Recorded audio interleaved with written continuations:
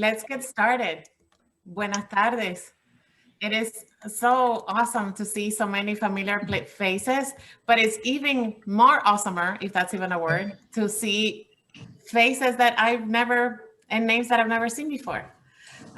Mi nombre es Lourdes Rodriguez, and I serve as Senior Program Officer for Women's Health at St. David's Foundation. Thank you so much for making time for today's info session about this new funding opportunity. After a short presentation about the request for proposal, my colleague Jocelyn Wobble will speak about the process of financial review that organizations applying will undergo. And afterwards, we will have an opportunity to answer any questions you may have. So please take note of your comments, reactions, questions, whatever comes to mind. We want to hear it all. I would like to remind you that pets, kids, and whatever is going on in your side of the screen is welcomed. These are new working conditions, so we're fine with that. And when you have a moment, kindly use the chat to write your name if you're affiliated with an organization, what that organization is, and where are you calling from. Finally, I would like to encourage you to use the chat function to direct message colleagues that you have not seen for a while or new people that you want to follow up with after today. I know many of you in the Zoom room are familiar with St. David's Foundation, but for the benefit of new faces, I would like to share that the foundation was created in 1996 through a partnership with St. David's Healthcare. Through this partnership, the foundation reinvests proceeds from the hospital system back into the community with the goal of advancing health equity.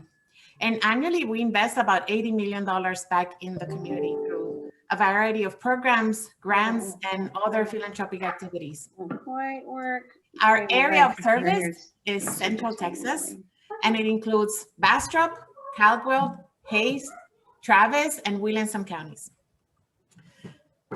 Back in 1996, and for most of our first 20 years, the foundation functioned as a charitable grant maker. That means that for the most part, an organization would present or be invited to present an idea for a project, and it would be considered for funding based on its merit and potential impact on health. Over those 20 years, our giving capacity grew. So in order to be better stewards of these community resources and to be able to go deeper in our investments with an eye for impact, by 2016, we started this journey to become a strategic health funder. That is, rather than considering proposals for any health-related topic, we now consider how well a project fits any of our areas of focus. And as of 2020, as of last year, our current areas of focus include resilient children, healthy women and girls, older adults aging in place, thriving rural communities, and clinics as community hubs for health. The other thing that changed is that since 2017, in addition to inviting organizations to apply for funding, we introduced the request for proposals mechanisms, which requires no invitation and is open to all nonprofit organizations that meet our requirements. We do not think of this as a mechanism, as a mechanism for competition. We think of this as a great way to get to know new community colleagues who we may not be aware of before. The vision for the Healthy Women and Girls goal area is to ensure that girls and women are supported with the resources, respect, and conditions vital for equitable health and well-being. The approaches for our work from 2020 through 2022 has and will continue to include filling gaps in the fragmented women's health safety net system and fund select innovations with that in mind. Always looking to center women of color in our work, not stepping on their shoulders, but centering and elevating the work that they're doing and building on their wisdom.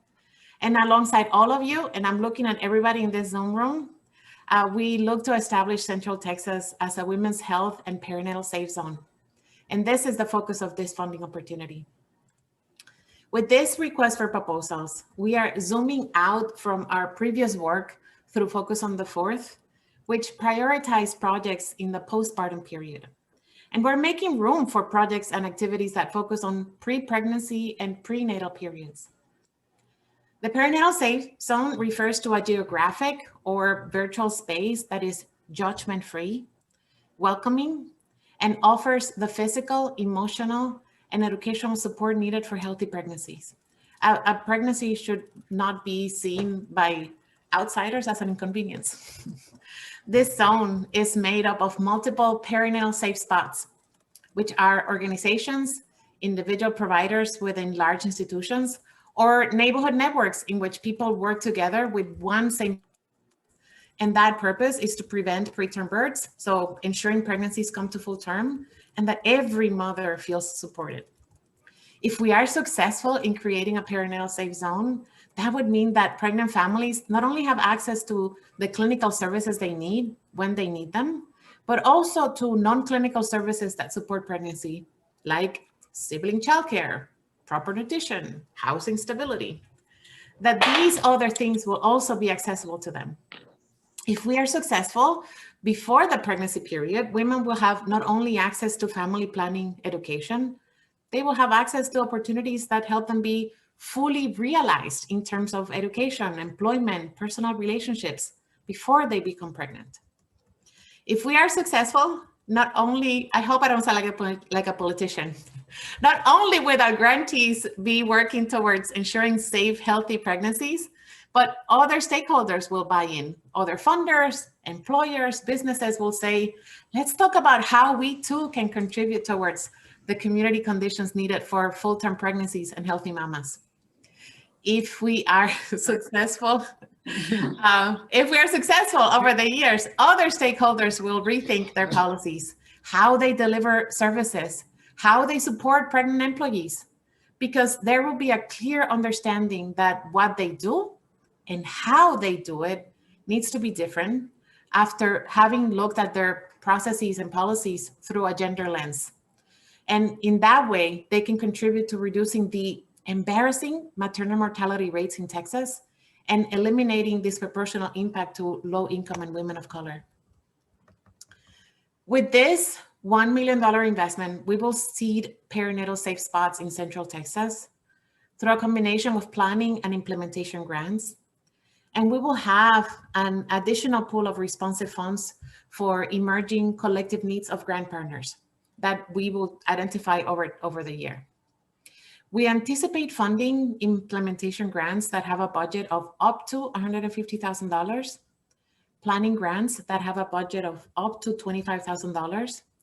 And for the women's health budget for 2022, we will set aside funding for renewal of projects for up to another 2 years, and for supporting implementation of well-conceptualized work plans that come out of the planning grants. I would like to highlight that we welcome collaborations, and collaborations may be submitted either as in the traditional way as one proposal by a lead organization that subcontracts with others, or as individual proposals by multiple organizations. If your collaboration is of the second kind, you will be asked to submit a list of the organizations that are part of your collaboration, and you will be expected to have the same response to one of the application questions across the 2 or more collaborating organizations. That response should have a general description of the goals of the collaboration and how your organization will contribute towards that shared goal. Finally, an exciting feature of this work is building a community of practice and convening both our grant partners and others in Central Texas interested in building the perinatal safe zone. We will do this through a learning collaborative and by continuing to use convenings and community communication strategies to socialize and normalize the idea that everyone can and should contribute to create a perinatal safe zone.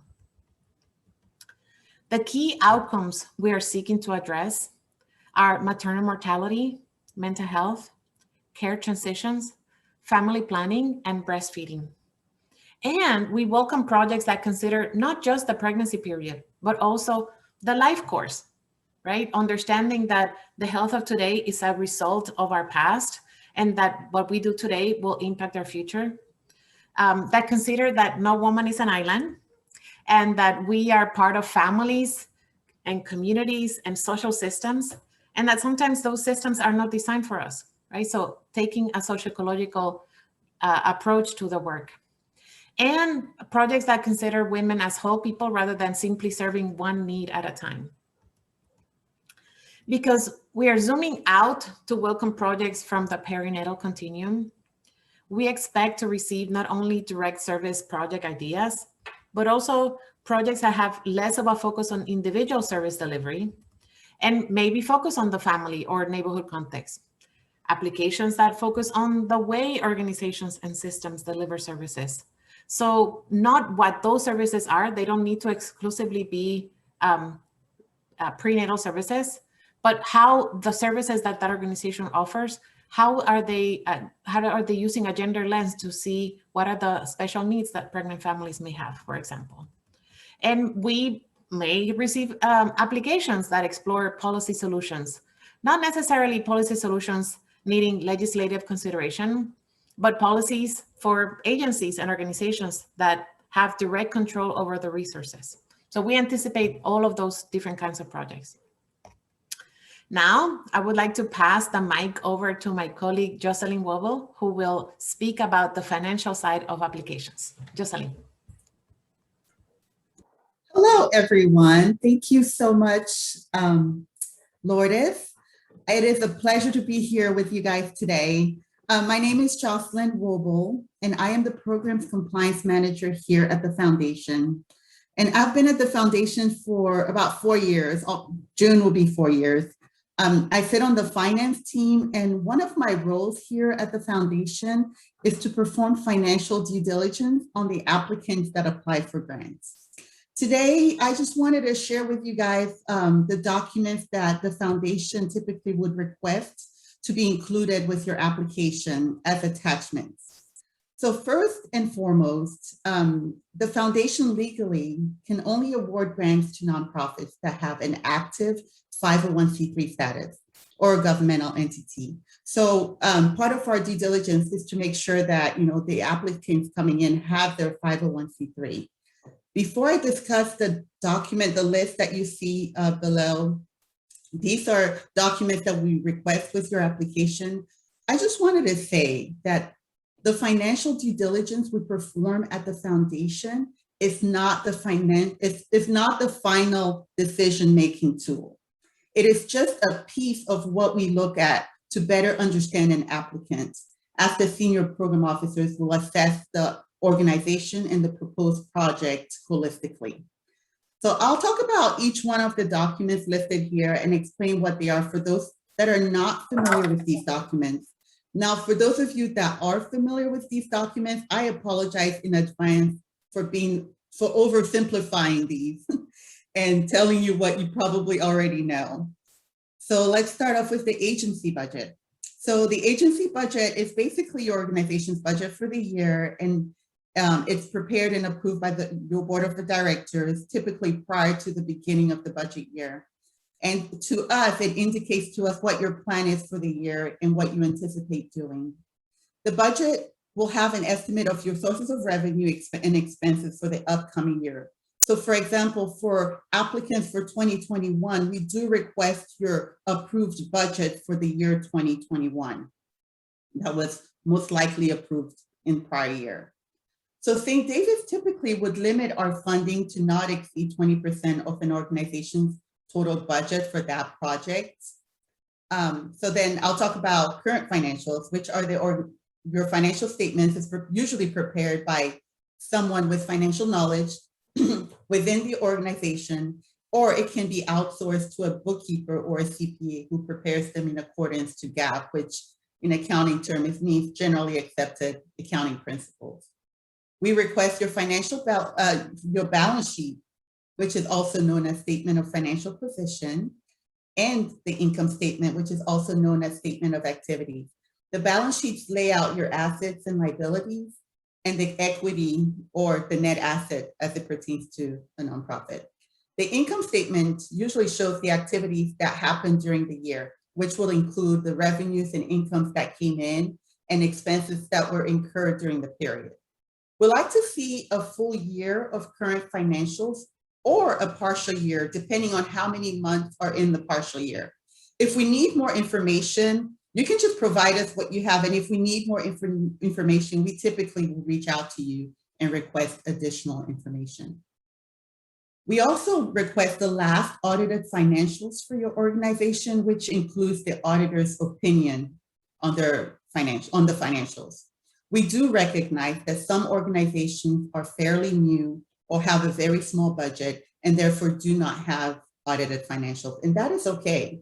We just need an explanation as to why there is no audited financials. So you can upload a one-pager explaining the reason why you don't have a financial. That way we don't come back and request it. We also review the Form 990, and typically we access that on GuideStar. But if you have a more recent version of the Form 990, you can upload that as well in our tool. Overall, our purpose for requesting all these financial data is to assess the financial health and sustainability of your organization, to get to know your organization and be able to better structure our funding, ultimately to serve our community. We use certain ratios, such as days cash on hand, days cash in reserve, and a few other ratios that we look at to give us a big picture of what the organization, where the organization is at in the financial health of the organization. Having said all that, if you feel like your organization is very small or you do not have the proper status to obtain funding from St. David, there is still a way to receive funding by using a fiscal sponsor to apply for the grants. A fiscal sponsor is a nonprofit organization that provides fiduciary oversight, financial management, and other administrative services to help build capacity of a charitable project. In this case, all we require is that the application comes from the fiscal sponsor and they provide us with all the attachments requested. We also require that you provide an agreement between you and the fiscal sponsor. We have a template of an agreement we can provide you as well. You can further discuss this option with Lourdes. Another option is to collaborate with another organization, which Lourdes had mentioned earlier that you can do a collaboration. So in that case, we would require that you send us a sub-grants budget. And the sub-grant budget basically just shows the pass-through funding, right? So for collaboration, the only thing that is required is that all the organizations must have their 501c3 status. So on the next slide here we provided you guys a few resources that we wanted you to have that are in case you're considering using a fiscal sponsor. So the screen has a couple websites that you can explore. You can find sponsors by state. There's just general good information in this website if you're interested. Note that some local organizations sometimes will agree to serve in the role of a fiscal sponsor for a smaller budding organization. Sometimes fiscal sponsors charge a fee for their service. In this case, you can include that in the project budget and you can discuss that with Lourdes as well. So thank you guys for your time, and I'll pass the mic over to Lourdes, who will talk about the assistance with application process. Thank you.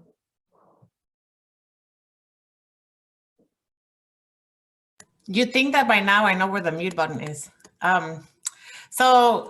Thank you so much, Jocelyn. And again, the reason why we included that portion in our presentation is that I'm counting on getting organizations in this through this funding opportunity that are small, that are perhaps new to St. David's Foundation, and they may not necessarily have a development officer or somebody that does their grants other than the ED or a volunteer. So I wanted to make sure that that information was available to you all. So thank you so much, Jocelyn. All right, so we believe that great programs require strong organizations, and that is why we are committed to investing in the organizational health of our partners. So prior to submitting your application, with plenty of time, please, let us know if your organization is small, mostly volunteer-led, or fairly new, and if you need assistance with the application process. You can do so by sending us an email at rfp@stdavidsfoundation.org. And we have all sorts of opportunities for capacity building, whether it is that you need assistance with the application itself, you need help with financial management for your organization, you're a growing organization and need help with your building up your board leadership, for example. So we want to know it all.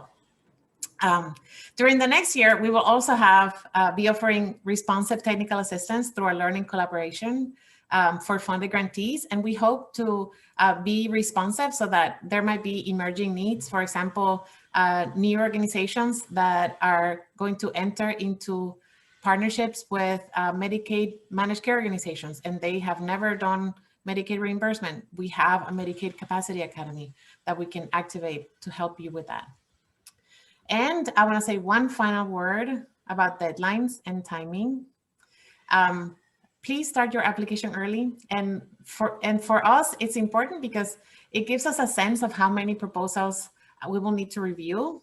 And it will allow me to plan for how many reviewers I will need. So I would greatly appreciate it if you start your applications early.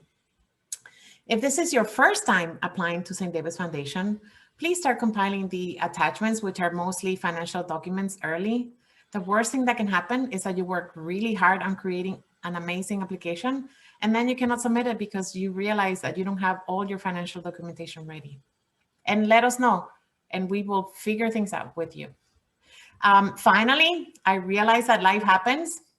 And if a collective disaster strikes close to or by the deadline, like it happened back in with Snowmageddon, we will extend the deadline for submission, but don't bet against yourself and others. So try to finish before the deadline to avoid any, knuckle biting moments. And with that, now it is your turn to ask questions, and you can either put your questions on the chat or you can raise your hand. I will start with some of the questions that have come on the chat. And I saw a question by Amanda. Hold on, trying to manage technology here. Amanda Madden, hello Amanda. She asked, is the foundation seeking applications from all parties in a collaboration or a single application from the lead agency? Great question. You can do either of those. So and I will tell you what my rationale is for doing, giving you the option is that when you have one single applicant, all of the power is controlled by that one organization.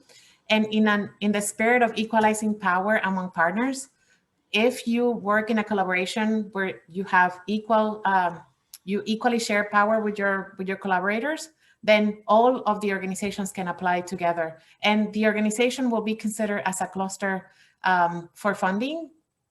And you will be asked to state what is the shared goal of your collaboration, and then how organizations A, B, C, however many there are, contribute towards that shared goal. I also see a question. Oh, yeah, I see a question from Kelly Buskirk. Hello, Kelly. Can you please repeat the maximum request amounts for implementation and planning grants? With pleasure. The maximum amount for implementation grants is $150,000, and the maximum amount for planning grants is $25,000. I see Krish Gundu has another question. If we are a first-time applicant, how do we create an account to get started? Very good question. There is a apply here button in the RFP description, in the document itself, but also on the web page that talks about the RFP.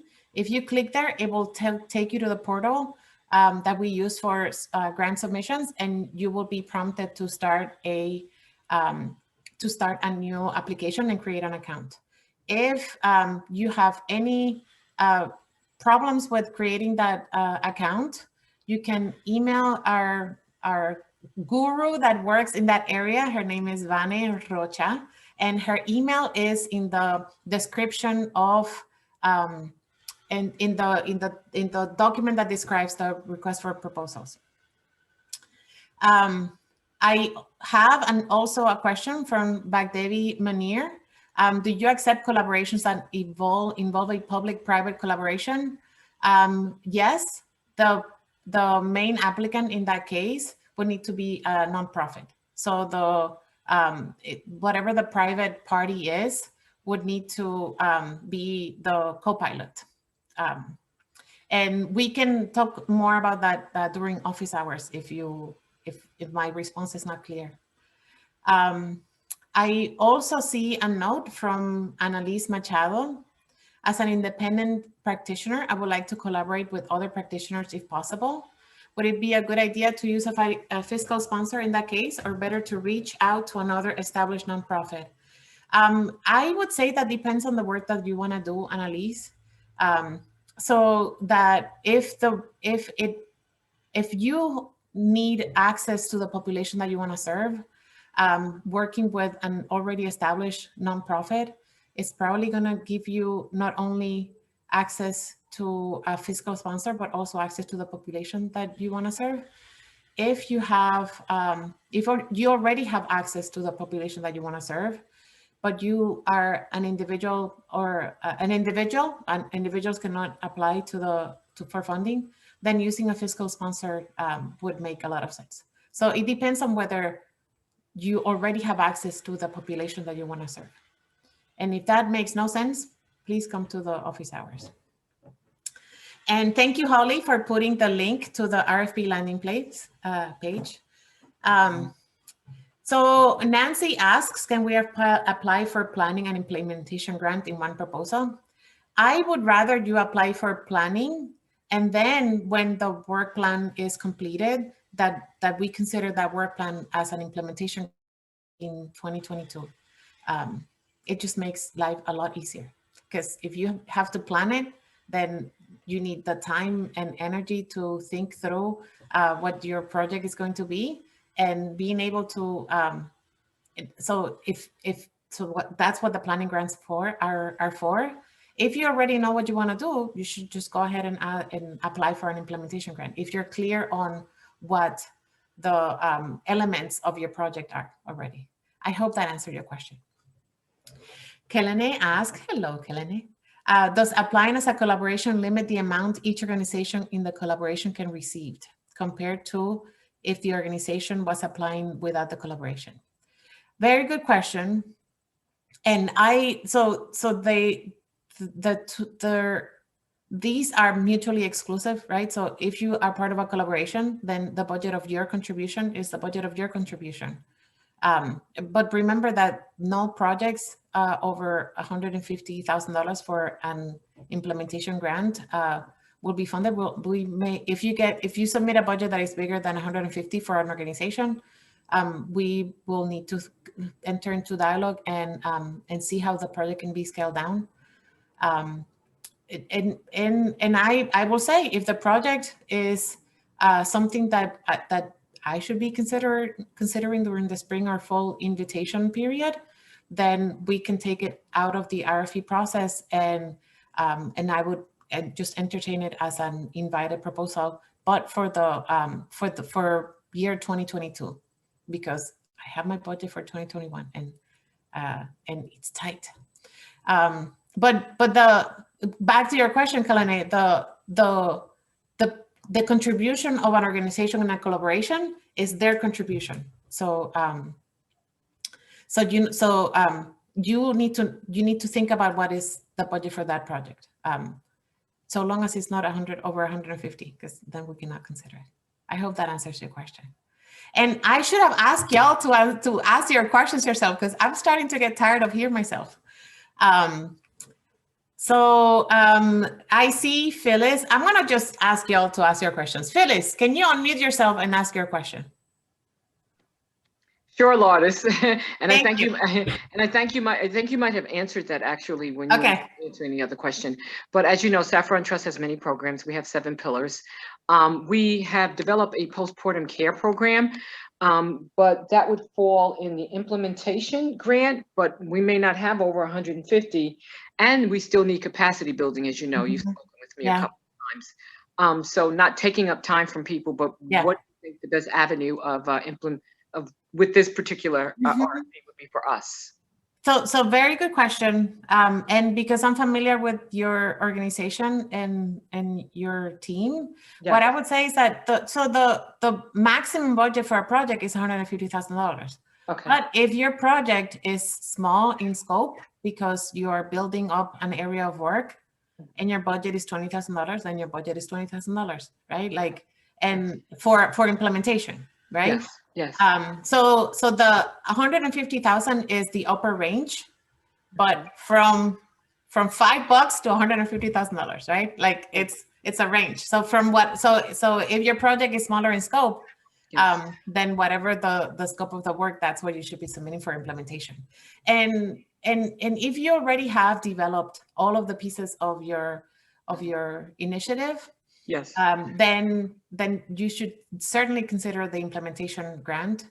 If there are pieces of the work that are not quite gelled in your mind, and you need time and perhaps working with a consultant or the bandwidth to be able to figure out the elements of that project, then a planning grant is best.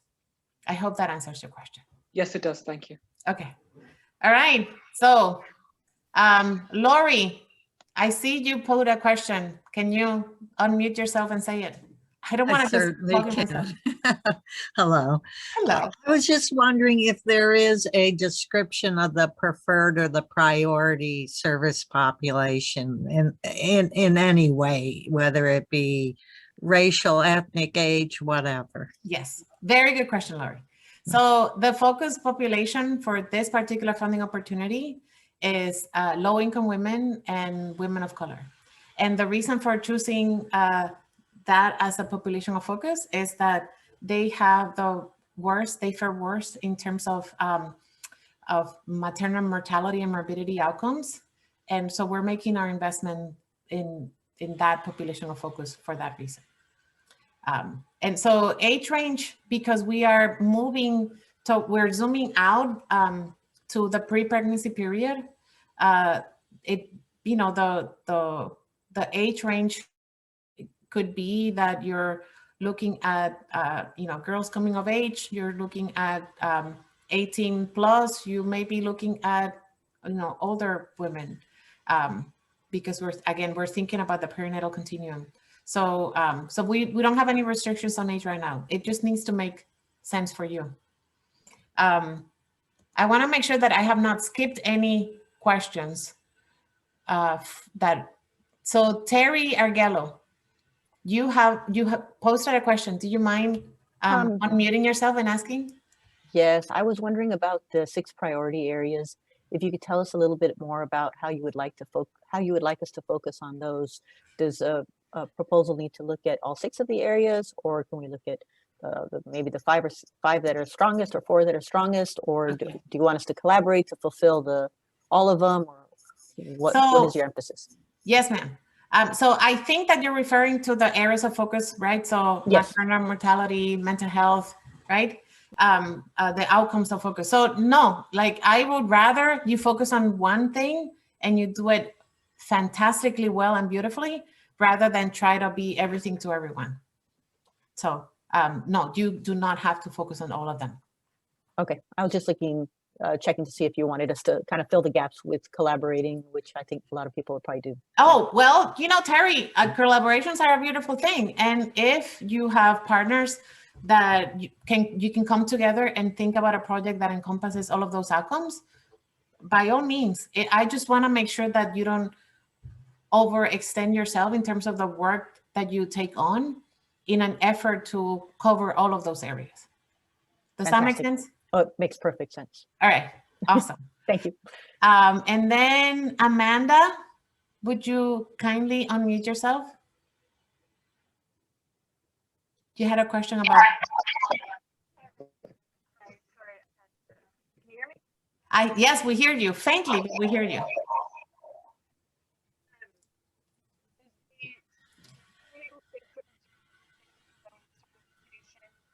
All right, now I cannot hear you. So I'm going to go ahead and ask you a question, Amanda. Sorry to put you in that position. So Amanda asked, is the perinatal safe zone certification required or just alignment with those principles? Very good question. So through the Learning Collaborative, you will have an opportunity to become certified as a perinatal safe spot, right? Because the zone is when we all come together the certification for Perinatal Safe Spot is for an individual organization or for a person working within a larger institution. So you are not required to become certified as a Perinatal Safe Spot. It's not a requirement, but it will be available to you if you so wish. I hope that answers your question. And you can use the chat because I know that you're sort of like, oh, that's helpful. Thanks. Yeah, well, you're welcome. All right, Vanessa, would you kindly unmute yourself and ask your question? Sure. Can you do the planning grant and then an implementation grant if the implementation is maybe a component of an overall planning grant? And then, so that, and then what's the time frame? I know it's 6 months and 12 months, but is there like a start date for these grants? So very good questions, and I'm going to take them one at a time. So you can do a planning grant, and what the deliverable is for that planning grant can become an implementation grant, but that will be considered in for 2022 funding, right? So that will be considered separately. And then if you have an implementation, if you have a project that is well defined and you already know what it is going to be, then you should just apply for an implementation grant, right? I want to make sure that that in your earnest to do both things, that you don't shoot yourself in the foot, right? Like, I'd rather you make a really good plan for who do you need to incorporate in developing a plan for a project, for a full project, I will tell you, for me, planning grants is a way to make sure that people don't subsidize their planning by using their family time, right? Like, most of the times, folks are doing all of the planning on the side as they run their organization. And I am telling you that this is an opportunity for you to have dedicated time that you are just working on the development of the plan. I hope that makes sense, Vanessa. And in terms of the implementation of the start date, I would like to say, and with all of you as my witnesses, that we will have this baby wrapped up by September 1st, and that will be the start date. But because I need to do the review and the board needs to approve the final slate, if there's any questions about any of the proposals, that may get delayed. But as with all of you as my witnesses, I am hoping that the start date will be September 1st. I hope that answered your question, Vanessa. And yeah, and one more question. Yes, is there a separate RFP for the convener of the Learning Collaborative? Oh, right now I am reaching out to the National Perinatal Partnership Task Force, National Perinatal Task Force, to be the Learning Collaborative facilitators. So more to come. Excellent. But thank you for asking. So Kelena, you have a question that follows up Vanessa's.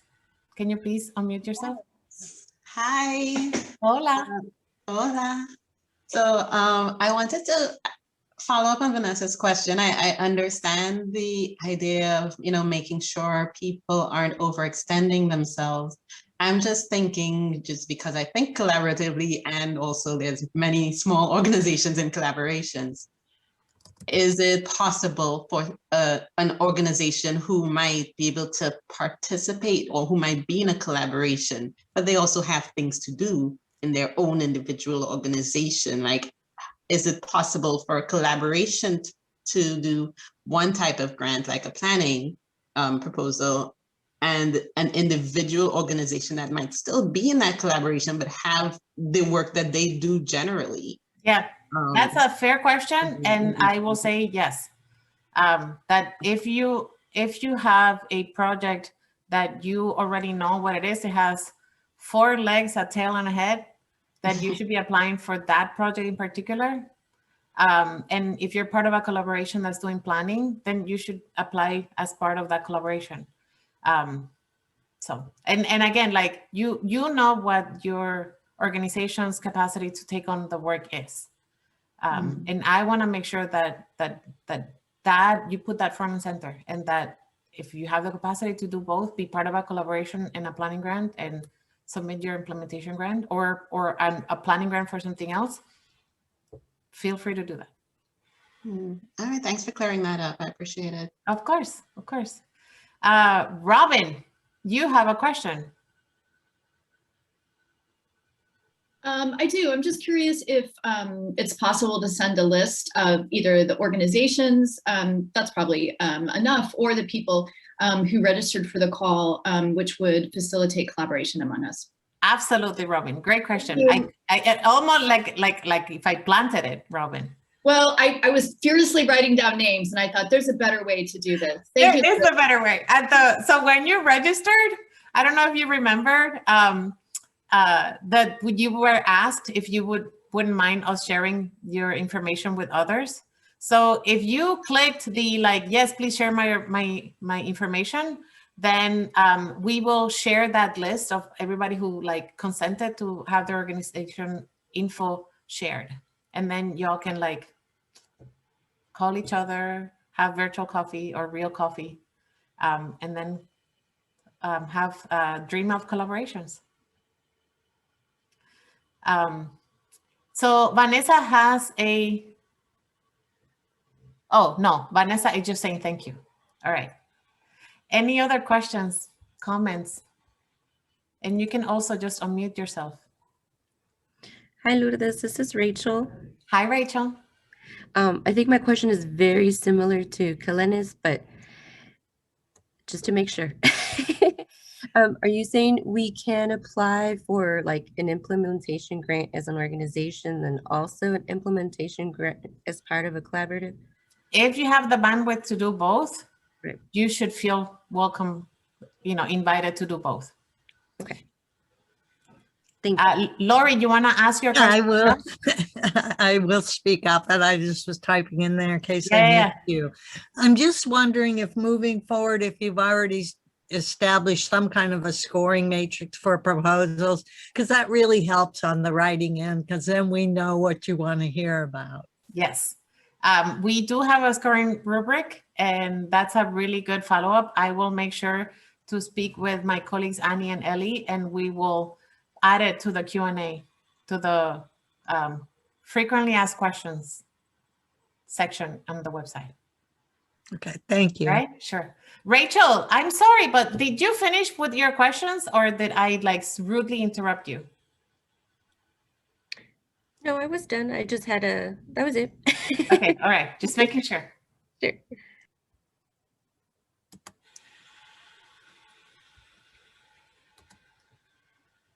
Any other questions? Comments? Going once. And just a quick question, if we Yes, ma'am. This is Lori again, I'm sorry. Don't apologize. You owe me $1. Okay. I'll take it off the grant proposal. But if we get into writing this and get into some deeper, more detailed programmatic kind of questions, are you the person to talk to about that? Oh my gosh, it's like you read my mind. Next slide, please. So if you have any lingering questions, please come to what I'm calling office hours. I have blocked part of my Tuesdays and Thursdays between now and June to answer specific questions. And you just need to email Angela and she will hook you up. And in terms of access to the recording, anybody who registered will have access to this recording. We will send it out. So whether you were here or you registered, because I know that schedules get really busy. We will share those with folks. And I think that we may be able to also post it in the frequently asked questions section. Maybe that's a question for Holly, and we will follow up with that. All right. Oh, so Holly says yes. Lourdes, I have a question. Yes, ma'am. Salud, comadre. Buenos días, comadre. Can the proposals be written in Spanish? Yes, yes, yes. We have the application questions in Spanish. And we will, sorry, apologies for my enthusiasm, but yes, we will have the application in Spanish. We have the application in Spanish already. And para cualquier persona que necesite la información de la convocatoria, for anybody who needs the RFP information in Spanish. Oh yeah, Lori, I owe you $1. Yes, we are, it took a little bit longer to translate, and it's not posted there yet. But Is it also other languages? Because I know of some. Not yet. Not yet. Not Okay. yet. Okay. But slowly but surely. Thank you for asking. Okay. Yes, I will pay you the $1. Any other questions? If not, I will let y'all have a longer lunch break.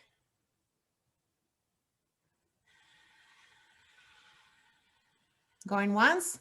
Oh, now I have like a bunch of things coming up on chat. Hold on. Let me make sure that I don't miss anything. All